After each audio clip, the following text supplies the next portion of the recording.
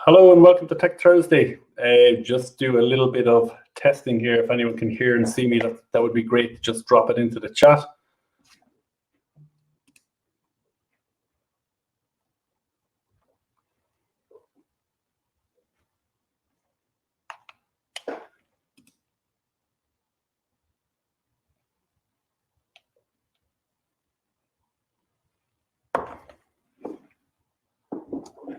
So if you can hear me, if you could just say hi in the chat there, I just want to make sure everyone can see and hear me.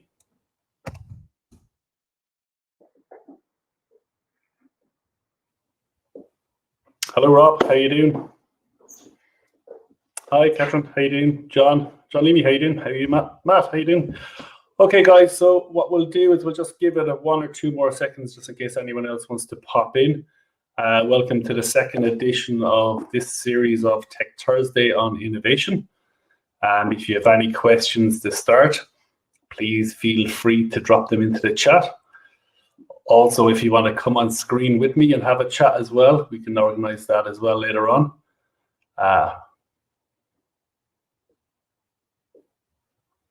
Okay, so what we might do is just roll on for now. The event itself is recorded, so you can pick it up later on as well if you want to go over some of the points. I'm going to try and go through it fairly quickly for the simple reason that everyone is pretty much zoomed out at the moment. So I'm just going to share the screen to get us rolling.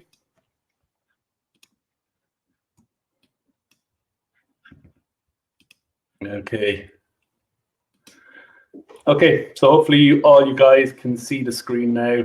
I'm sharing the screen, great. So today is about innovation, discovering and reducing risk in your company, in your organization.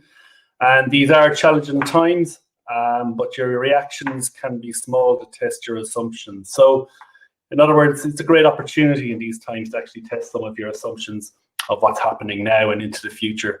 And there's so many different tools that we can use now to do that.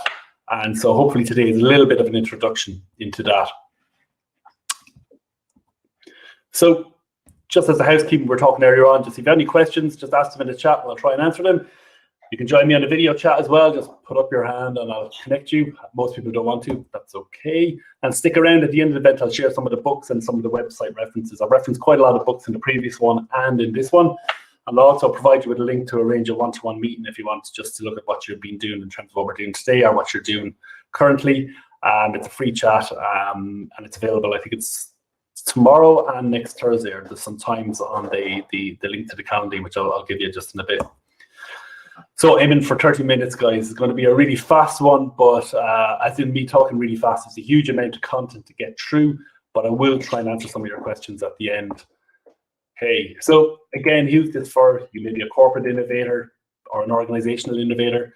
You're a designer. Again, works really well for designers. Startups and digital first, solo entrepreneurs and Irish companies, basically around COVID-19. COVID-19 is a really difficult time at the moment, and it has accelerated what can be fundamental changes to people's businesses. And every owner and executive should know this by now, and some are paralyzed by it. And most importantly, is the ratio of assumptions they have compared to their knowledge means that much of this uncertainty is due to COVID-19. And that's kind of that second paragraph. That's kind of what we're focused on today. It's the innovations in that area. And we're going to try and unpack this for opportunities. And that first paragraph on Irish companies, that's really about strategy, which was the last talk. So basically, if you're working on an innovation, it does feel a little bit like this. You're put into a bicycle to go swimming in the river. And it's a really, really difficult area, innovation, and doesn't get enough respect and not enough, I suppose, financial, encouragement as well. But right now, the opportunities have changed and a lot of this is happening. But it is and can be difficult, so we're just going to try and navigate some of those waters. So just to give you an idea about myself, we work as a catalyst for teams to align faster in terms of their strategy and in terms of their innovations, their product features, whatever it might be. And just an example of the companies that we have worked with, we work with UXDX. This year, they were moving from being the biggest product design conference in Europe, which was on the RDS, and now they've gone completely remote for this year. So we were involved in, testing with some of their customers the desirability of having an event online, and it worked out quite well. We work with Orange Bear as well, and we work on product features for insurance companies. We work with TG Carter as well. Let's say with TG Carter, they moved their website from what was a news website, information website, to being more like a Netflix style. So the website you see today is the result of that strategic sprint that we did with TG Carter a few years back. And then we worked with Nearform just recently in regards to putting together some of the design for a contact tracing app for Scotland. So why now? And this is something we covered in the last talk, and I'm just going to quickly go through it. And it's based on three things, really. COVID-19 is an inflection point. It's a 10x change. So it's a 10x change in our environment. And this does challenge some of our existing assumptions on business. And the lines blur between strategy and innovation. So basically, they're getting closer together. One doesn't work nearly without the other. Our competitive moats are under attack. And as an example of that, previously, Fujifilm, who had an inflection point where the B2C market for photography was moved in terms of digital changed all of that. But they shifted their strategy towards high-tech medical imaging, and that worked out really well for them. And if you think about Kodak, where are they now? It's because they didn't really change their strategy. And then industries, and that follows through to this, which is basically industries and arenas. So competition, as we see now in the broader context of arenas rather than just industry competitors. Fujifilm moved into that digital high-tech medical. They're in the medical industry.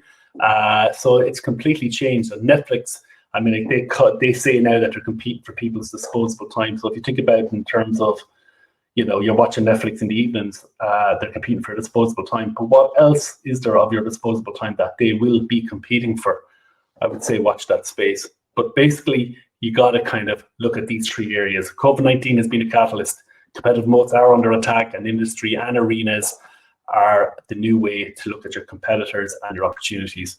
And it's just a little article I wrote there on the blog there, the prophecy of action in the Southeast, and it just kind of covered those three areas. So previously on Tech Thursday, what happened was we looked at the new toolkit for business design to navigate the best strategy and business models. Again, you can rewatch that. It's on this particular Crowdcast account. You can go in and rewatch it if you want to look at it. Today, we're just looking at testing assumptions and implementing the innovations necessary for success. And then session 3, which is in the 2 weeks' time in November, we will look at digital transformation. And basically, these three, these three talks, I suppose, or webinars, they're based around almost like The Godfather. You had The Godfather first in terms of the strategy, where to play and how to win, offers you can't refuse.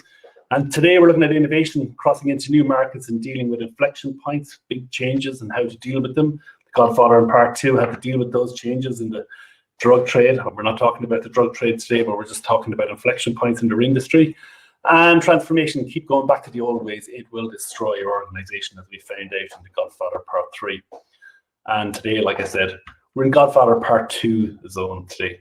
So let's roll on with that. So just to slowly go back and again look at what we were talking about last week. We were looking at Vince Law's mission, vision, strategy, roadmap, and execution, what these sections are all about. What we're really focusing on today is strategy, decisions informed by market risk, forces, and data. We're going to look at steps towards your product vision, which include innovations that test your assumptions from your initial strategy. So it's really about testing some of your assumptions and having a vision of what that future is. And that's the area we're going to look at today, which is going to move your innovations forward. So innovation, in a nutshell, really is managing a high degree of uncertainty. And that is basically, I think it's 4 steps we're going to look at today within managing degrees of uncertainty. One is called Time Zero. This is a kind of a canvas or a process that was put together by Rita McGrath in her book, Steering Around Corners. And an inflection point such as, I suppose, COVID-19 is a 10x change that alters the assumptions that the business is built upon. And it allows us then, if we do this Time Zero canvas as such, we can articulate points of inquiry for the team to look at what we can do next and how we can be comfortable with the future. So innovation, success just depends on when you react. And that's what that book is about. And we're going to go into a bit of detail on that, number 1. Then we're going to look at testing business ideas, risks and uncertainties counteracted with experiments. So we need to experiment and opportunity to align teams and be creative. So it's about making experiments and not losing your shirt. So innovation brings 3 risks, and we'll be looking at those 3 risks and how to test for them. And Testing Business Ideas was a book where I take a lot of that from, so it's worth checking out as well. So again, these are just an overview of these areas that you may look at for your business or your organization. But these books will give you more detail as well. And R&D failures, this is a very interesting area. R&D spend fosters innovation in tech and product, but doesn't guarantee returns. So market success is through innovation. So R&D spending is not the driver of innovation success. So I'll try and back that up with some facts as well, and just show you how we may have got some of these things in reverse, really, or we need to reverse some of the thinking. So then we'll just look at a very simple problem-solving decision-making workshop, a structured formula which help drive innovation. So these are just ways that you can take some of your learnings from the Testing Ideas, Time Zero, and R&D failures to look at moving yourself forward into the future. And this particular problem-solving workshop that we have, I just took that from the Workshop or Playbook, which is a really, really good book in terms of the fundamentals for how to construct a workshop and get to some positive outcomes at the end of it, because a lot of workshops just devolve into waffle. And again, I just mentioned there's some reverse engineering that we have to do within Time Zero, Testing Ideas and R&D failures that will help for success, or will add to success here. So it's definitely something that it's really, really important, and we will go through each one of those. And this is just a quote I picked up from James Clear about a week ago. He said, rather than trying to be right, assume that you're wrong and try to be less wrong. Trying to be right has a tendency to devolve into protecting your beliefs and creates loads of bias, I suppose. So I think that's a really, really important quote, and we'll just look at some of that as we go through each of these 4 steps today. So the Time Zero is an inflection point. It's a 10x change that alters the assumptions of a business. And that's Cassandra. She's a from Greek mythology, and she basically had seen the future, in other words, the fall of Troy, and she'd been screaming, roaring, and shouting about it. No one took any notice of her, and what we need to do is kind of watch out for these shouting Cassandras. They're there, the voices are low, nobody's taking a huge amount of interest in them, like COVID-19 in the early days. So we just have to watch out for them and how we're going to find them and then react to them as well. So again, this is from, there's 3 parts of this, I suppose. The inflection point curve, that's from Andy Grove. We'll have a look at that in a second. Developing early warning signs with regards to these inflection points, and then the early warning model, which is kind of a canvas that you can use yourselves. And again, this is really, really simple stuff to deploy and create a conversation within your team. So if you could imagine, on the first part there, we have inflection points. So what we have is the purple dot, you can see it there. That's where there has been an inflection point. So COVID-19 was one of those inflection points. Online shopping, I suppose, in those early days of 2000s, when people started to bring things online, that closed a lot of businesses.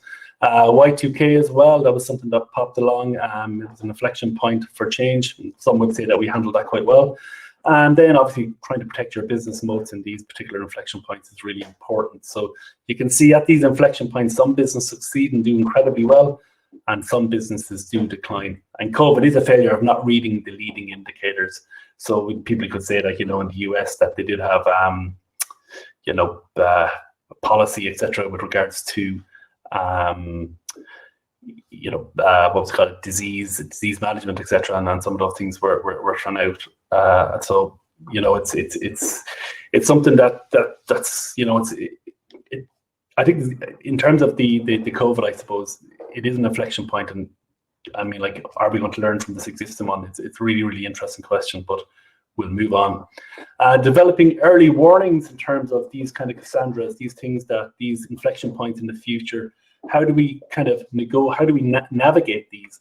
And basically, there's lagging, current, and leading. So lagging is the results of our results today that are the actions of old decisions. So we can't keep making the same old decisions that we've made before to get the same results going into the future. So we have to be very, very careful with our lagging decisions. The current, these are our present engagements, and this is when we're basically making decisions and what might it be in terms of getting from day to day. And leading, and this is the really interesting one, and this is something Rita McGrath brought up, and it was that leading stuff that's not happening. Well, stuff does not happen, I should say. So it's qualitative and the hypothesis. It's things that just haven't happened yet. And the measure should not be what was predicted. In other words, you can't be exactly right on this, but it should be tied to being prepared. So are we ready for these leading indicators of things that might happen? So what kind of things can we, in our own industries, can we say will happen in the future, which could be an inflection point for the business's operations? And this is just the early warning model that Rita McGrath put together. So if you could imagine, you can see the time on the horizontal axis there, and time over time, you get closer and closer to that purple wall there, which is the time zero, that inflection point when it happens. So if you could imagine COVID-19. And then the signal strength, in other words, so the signal strength over time, it gets, obviously the signal gets higher, that we're in trouble with this COVID-19, it gets higher, the strength of that signal gets so much higher, and then it becomes fact, obviously, when we hit the wall, which is time is zero.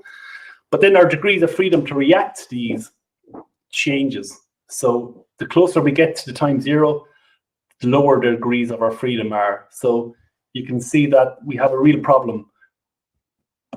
We need to have this optimal warning point. So usually around this area here between, as the signal strength is growing, some of our freedom with regards to counteracting it is actually diminishing. So what we need to do is react somewhere in that kind of that center point.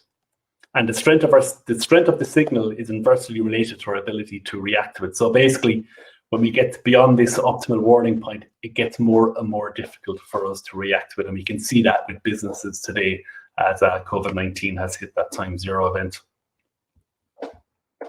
So how do you prepare for a time zero event? So these are just some tips that Rita had given in her book that I've just completely summarized, but I think they would resonate with a lot of people. So direct contact with the edges. So what I think it was from Andy Grove actually took that quote from: snow melts at the edges. So basically, if you want to find out where spring is, you have to go out to where the snow is melting, and that's outside of your organization. And encourage diverse points of view and have a diverse team always hugely helps with regards to predicting time zero events. Or not predicting, but just being prepared for them. Be careful there. Small empowered teams, especially with regards to innovation, is really important. Allow little bets, so we're going to look at that later on. Can you make little bets on ideas of what innovations will work without losing your shirt? There are no answers in the building. You have to get it out of the building. Do you remember this Cassandra? She's outside calling. You have to go find out where those calls are, and that's somewhere usually outside where the snow is melting. And do people tell the truth in terms of your products or innovations? You really have to question and test and to make sure you are getting the right information back. And is leadership set up for honesty? Can leadership share the problems? Can leadership work with honesty in terms of distributing that information of what needs to be said and what needs to be done? And you can't manage a secret, basically. I think it was from the CEO of Ford, a very famous quote. So you just basically have to bring the team on board and look for help as well. And the future is already here. It's just not evenly distributed, which is a great quote from William Gibson. And what he was saying there was that basically future is here. It's just not distributed evenly, but it is out there and you can go find it. And I think it's a very, very interesting quote, and it resonates very, very true. I mean, like, if you look at Netflix, I mean, like, there was streaming going on for a long time, but it's only now the fact that we have all the ability to have high, strong broadband, etc., that it just becomes just ubiquitous. Well, you can all use it even on our phones. So devising a time zero event. What do you do to devise this? You pick a major uncertainty. So this is just being creative. Picking a major uncertainty in your industry, in your organization. Tell a story about each resulting future situation and craft a headline. So this is just a way of, I suppose, articulating and sharing points and of genuine inquiry with your team. And it's a fun thing to do. It's quite daunting as well. But remember that leading indicators are often fuzzy and difficult to measure. It'll bring up loads of questions with regards to teams, and that would happen, that wouldn't happen. That's absolutely fine.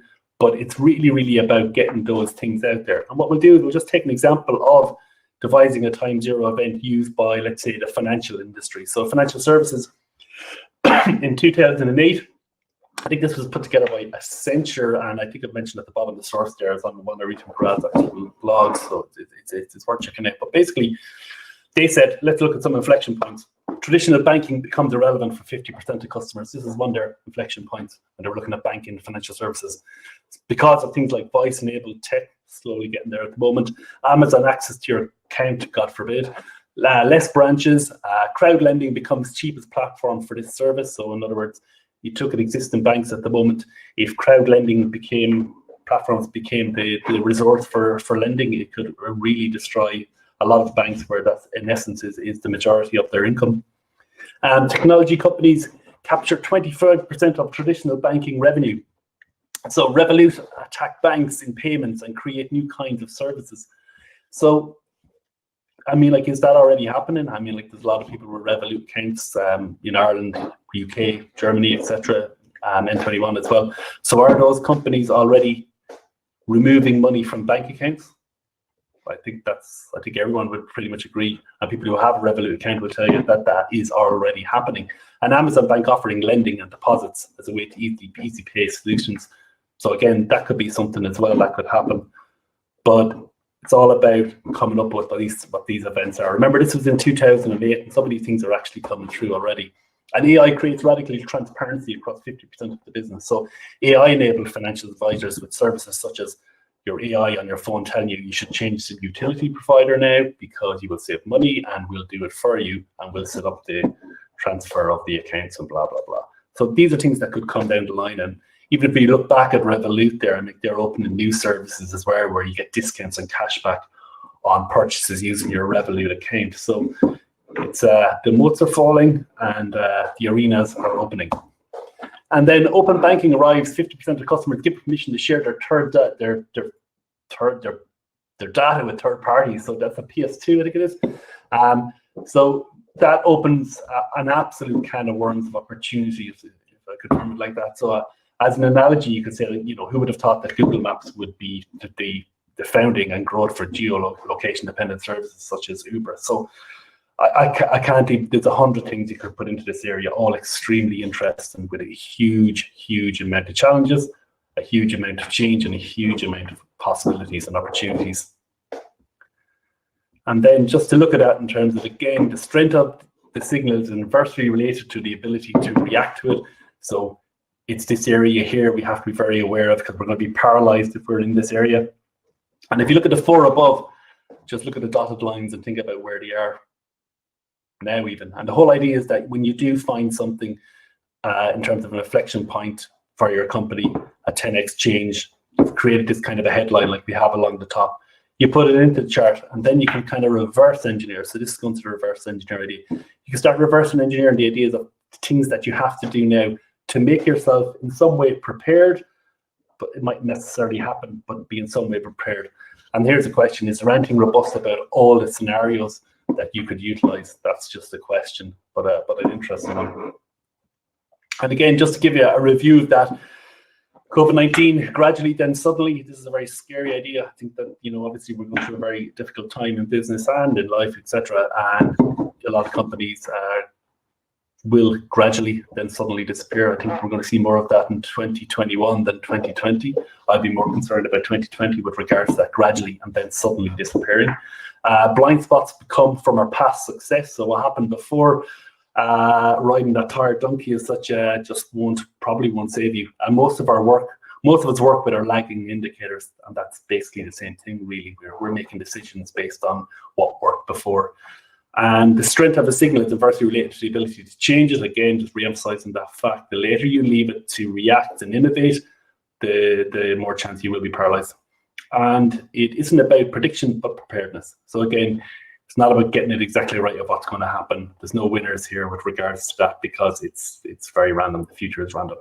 And you can systematically identify early warnings. And that's what this is about. You can look at these early warnings, and you can try and reverse engineer what your step next should be. So it's all about being able, that book is supposed about being able to see around the corners, and you don't know exactly what's around, but you're preparing yourself step by step. And then we'll just move on to testing ideas, which is that second part. So risk and uncertainty are counteracted with experiments. So we need to do experiments to assess this kind of risk. And there's three key areas of risk, and we'll look at that. And trial and small error is really, really important, so we don't lose our shirts. And you can see from the the ball bearings there, that when you do trial and error, ups and downs, usually gets you there a lot faster, and you tend to know a lot more about your customer and your market and your users, whatever they might be. So this is the process for product or service delivery. Usually people roll into, let's build something, then we're going to measure it, then we're going to learn from that, and then we'll build more stuff. But what happens a lot of time in product features or just in a new product build, it's like, yeah, let's build, we're starting with build it, forget about measurement, let's build some more. Yeah, we had to learn, and we kind of know ourselves with our own biases, so we're just going to build some more, and that's always an issue. But what we really need to do is to reverse engineer this kind of thing that we were talking about earlier on, especially in times like now where innovation is going to be so important. It's all about the learn. And in the learn area, there's 3 areas. The desirability. Do we know the future? Do we know the user? Have we talked to them? So does that user, that person that we're connecting with, that we're selling to, is there a desirability for whatever we have? The viability. Should we be aligned? It should be aligned with strategy. Does it create value? So actually, we create value. Will we make money out of this? Will we last? Is there value to the customer? They might desire it, but is there value to them after they get past that desire stage? And then feasibility. Can we do it? And it's generally an over focus here. That's the kind of area where, yeah, we can build that. It's feasible. We'll build. And that's real blind spot there. And there's an over focus on this. I would say that the desirability, especially in terms of innovation, is the way to go at the moment. So what we're doing really here is we're going to go the other way. We're going to learn, go to measure. And when we measure, we're trying to work out what we're going to measure. Is it qualitative or quantitative in terms of what we're going to measure? And then we're going to build, but we're not going to build a product as such. We're going to build experiments. So interviews, landing pages, MVPs as such, and data sheets. There's loads of different experiments that we can do without losing our shirt that will teach us a lot more about our product or service going into the future. So it's that initial process that should be taken. 1, learn. 2, measure. 3, build. 4, in other words, go back to measure. 5, go from measure on to learn. And 6, actually do perhaps the build. So if we kind of have to reverse engineer at the start, I think. And today we're going to look at those 3 big risks, as I promised: desirability, viability, and feasibility. There's a huge amount of learning we can do here, and it doesn't cost much at all, and it's going to be the kernel for success going forward. So discovery of risk. So we're just looking at those things. Desirability, do we know? Feasibility, can we build it? And viability, is it impactful? And obviously we're trying to get that sweet spot, I suppose. We're trying to make sure that we've covered both of those 3 areas. And then you have, I suppose, your value proposition. That's where you put in all the different value propositions you have in those 3 areas. And we've done this with clients, actually. And then what happens is, just give you an example, we then take all these value propositions that they have in those 3 areas, and we apply them to a board. And this board is like, is it important or unimportant with regards to the strategic direction of the company? And then do we have evidence or do we not have evidence? So we try and apply all of these kind of value propositions onto these boards, and usually you end up with something like this. And what we're really trying to do is focus on this area here, which is something that we don't have evidence on, and that is very, very important to the strategic direction of the company or the organization for our services or products, whatever it might be. So this is the area we really want to test, where we want to understand risk. And this is the key area. And what we found working with a lot of people is that a lot of people have very little in this square. There's a lot of bias, and they have everything up here. They have loads of evidence, and it's very, very important. And that can be a bit of a struggle to work with companies and organizations to try and show them that there may not be so much evidence that they think there is. And it's a really tough area, and you need a really diverse team to make that work really well. And you'll find that the more diverse your team is, the better chance you'll have very credible information up here with regards to what's important and what we do not have evidence for.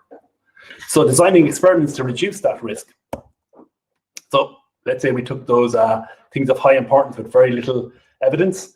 So what we do is we take those, and if you were to pick out which ones you were going to work with first, I would say focus on your desirability hypothesis. So in other words, then move on to your feasibility, viability of these value propositions. So basically start with desirability as an example.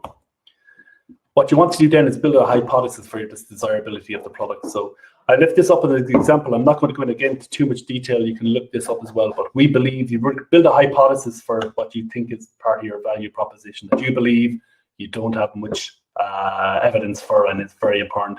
We believe that XYZ product feature is going to be enjoyed by customers, whatever it might be. We verify that we will do a experiment, which is XYZ experiment. We'll look at these in a minute.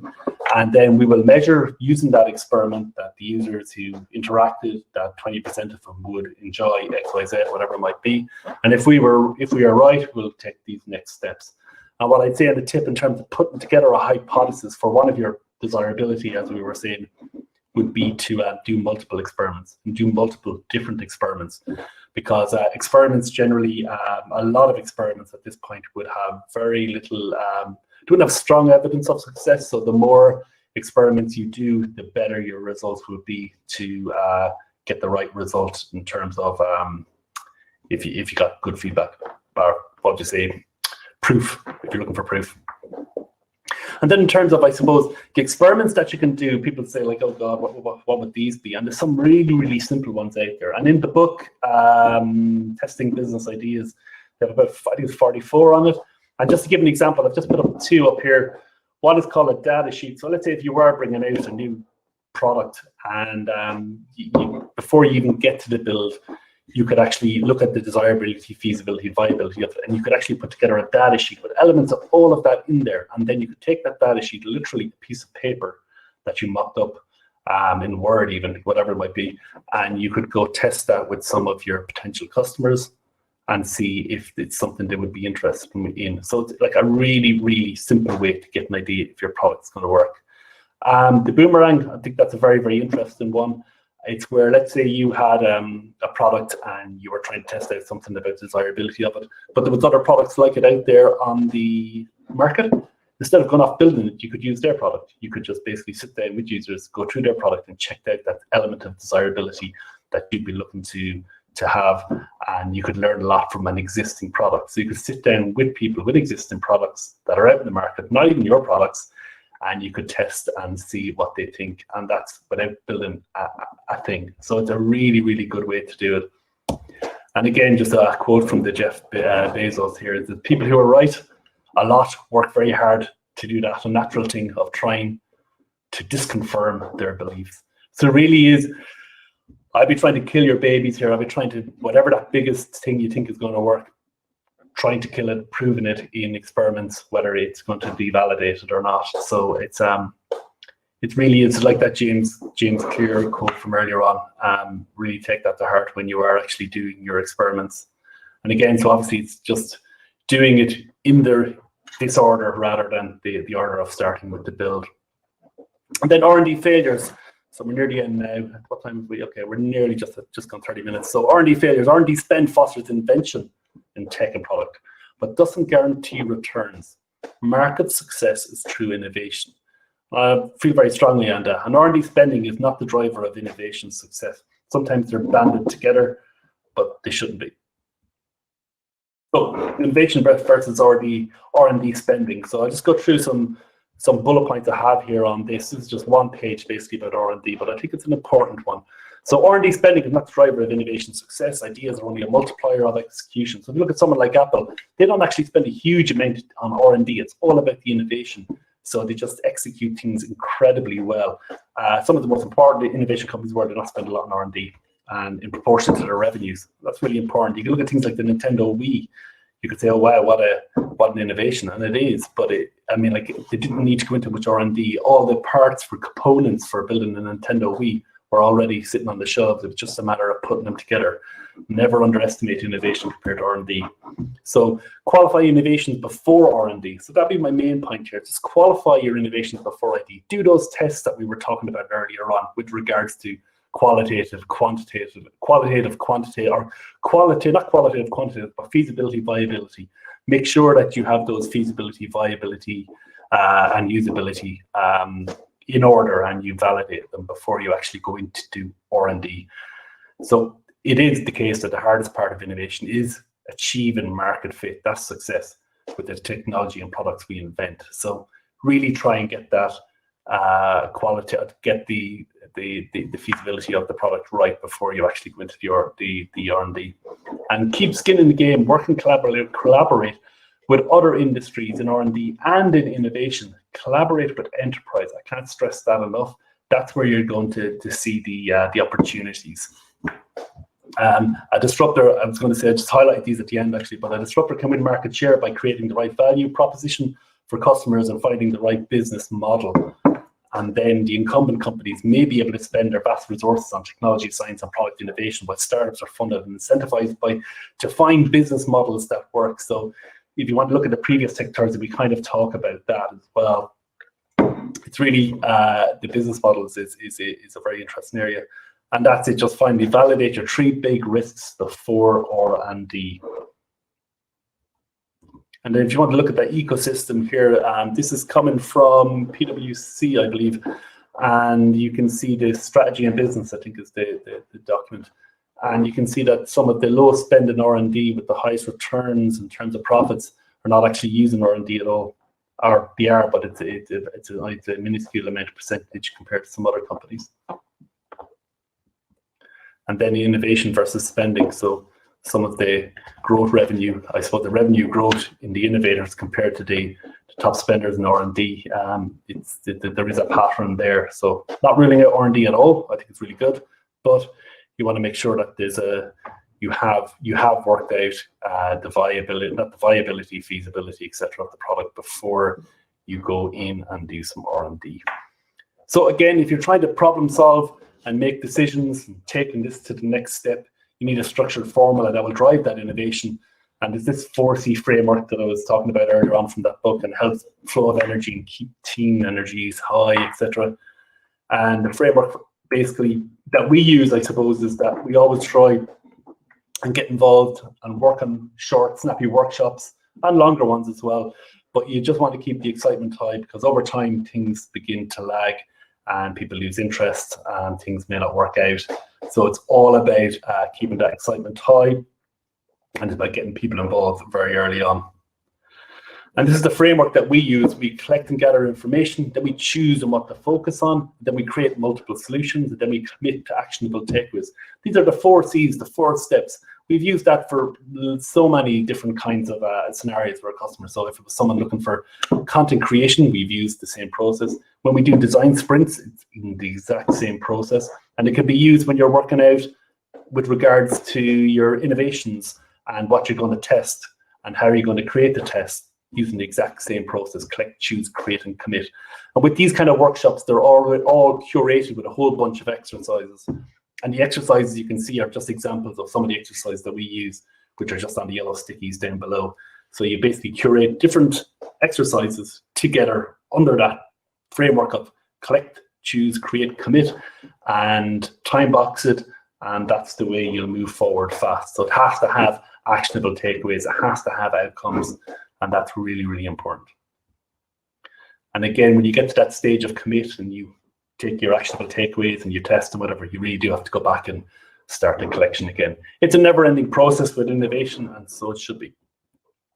And finally, for the road ahead, basically don't boil the frog, don't sit in the pot getting warmer and warmer and then suddenly disappear, because that's the real scare. And there's a lot of people sitting here like that now and not looking out for the next inflection point. So I'm not creating a horror story here, but it should be seen as a challenge, a change, and an opportunity to move forward, looking at the future and what's going to happen. So just the summary of this, I suppose. Summary of innovation: discover and reduce risk is about seeing around corners and acting now. So what I'd suggest you do is try and create 0 events for your organization. Ask your team to create this future and share them with the team. In other words, put together these 0 events. It's really, really interesting thing to do for your organization, for your team. Analyze the next steps with the 3 risks. So learn and test before building anything. So in other words, reverse that step in terms of the build, the measure, learn. Go from the leisure. I'll start again. Go from your build, which is usually the way you go from build, you measure, and then you learn. But really start with that learn, work out what you're going to measure, and then build, but build in experiments. And those 3 risks are key. Make sure that anytime you're doing those, when you're testing these experiments, and that you know which particular risk you're working with, and have you tested all of your 3 areas of risk as well. You may not have to test them all. You may be just on a product feature, but it is something that you should do. And take extreme care before investing in R&D. Have you worked out your 3 risks yet? If you haven't, do not invest in R&D. And this is a huge problem. And I think anyone who's involved in R&D or who has been burnt by R&D can tell you this. Structure and time box outcome-orientated deliverable workshops with your team. So in other words, work with those 4 C's to make a huge step in terms of you moving forward. And take the opportunity for a free one-to-one. I'd love to hear your progress and feedback on the event itself. I'll just provide that in a few minutes. And then session 3, so we did start with strategy. This one is innovation, and the next one will be on digital transformation. So digital affecting everything. How do we create even more opportunities? So the session 2 will be, or the session 3, typo there, on the 12th of November. Digital transformation, leverage your digital transformation, and hopefully we'll have some guests on the panel talk for that. So it's not just me talking. And if you want to ask me anything, you can see the calendar. That's the link there. I'll just put it into the chat for you. And the testing business ideas. It's just a nice little kind of blog that you can read just about what I was talking about there. The Seam Around Corners, again, you can get that book. I got it on the Kindle actually, and then the Tech Thursday mail list. If you're not on it, you can sign up for it there as well. And you can rewatch the Tech Thursday, this particular Tech Thursday at the same link about 2 minutes or 3 minutes after this particular event. So if you have any questions, I'll take them. I'll just move just release myself from this. Yeah, 1 second. Okay, I'm back. So just to make sure everybody heard that, can I get a hello or a hi in the chat box? I'm not quite sure. Yeah, okay, questioning, great, okay. All good, okay, thanks. So John, Catherine says, thanks, John. You mentioned earlier about testing at the edges of Snow Springs this year. What good practical way of doing this within our own organizations and projects? Okay, testing, I suppose, it's hard to give an exact example depending on your industry, but let's say it's that Cassandra thing where you're looking into the future and you want to go out to the edges and have a look. I would say, as an example, if you want to find out what's happening where the snow is melting at the edges, as an example, let's say you're looking at 15 and 16-year-old kids now and you're wondering what way they're going to interact with products and services going into the future. And you remember earlier on we were saying as well that the future is not evenly distributed, it'll come in time. But more about that point, what you could do is you can look at some of the leading indicators that exist out there already. So with kids, let's say there's a company called Super Awesome, and what they do is they provide just security and advertising guidelines with regards to children. And they brought out a document about a month ago, and it's all about the behavioral of kids online. And I think there's some really, really interesting bits of information in that with regards to, let's say, consumers, kids as consumers or whatever going into the future, and how they interact with technology. And that could be a really good way to see where the snow is melting at the edges and see what they're doing. I think that's a really great way for you to then maybe build that into one of your zero events and look at what you can do and change your company to interact with those people as they grow up in banks and whatever it might be. I hope that answered the question.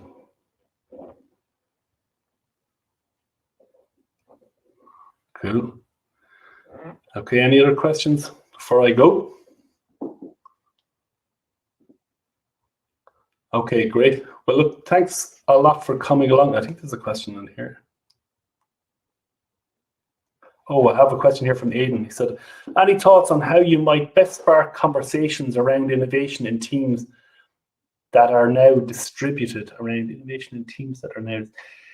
Yeah, I think you do need to bring teams together. That the teams are distributed, but you have to bring them together in terms of I know God forbid another Zoom, you know.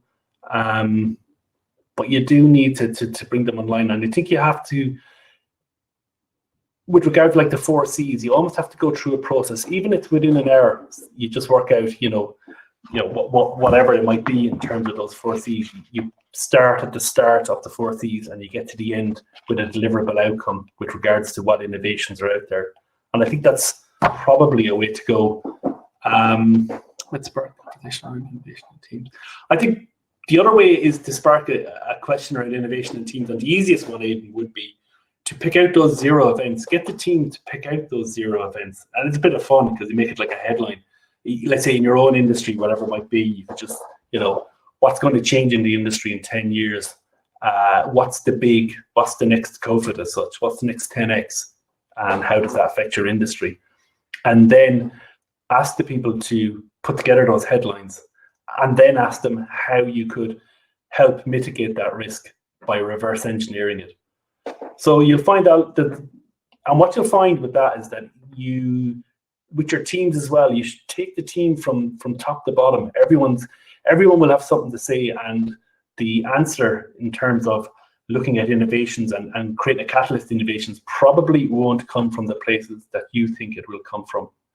And you have to remember as well that the people that are sitting at the very top table in an organization, the CEOs, they're usually the most sterile. I remember when Prince Charles came to visit Kilkenny, he came down to Castle Road here in Kilkenny, and the place was pristine.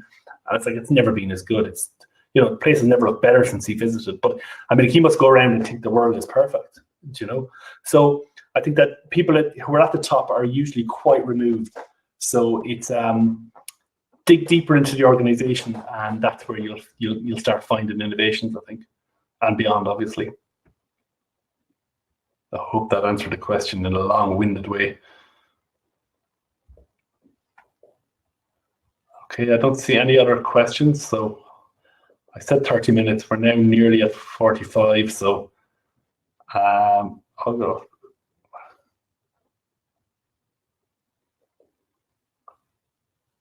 Okay, cool. Digital transformation, yep. So yeah, digital transformation is on the 12th of November. Thanks for that comment, John. And like I said, you can watch this particular event. Will be rewatchable anyway in a few minutes. So please do share it, and I'll see you at the next one. Thank you all for coming along. And like I said, do please take that opportunity for the if you want to just ask me anything about innovation, I'll just put the link up there for you. There you go. Okay, thanks everyone for coming along, and we will see you at the next one. Thank you.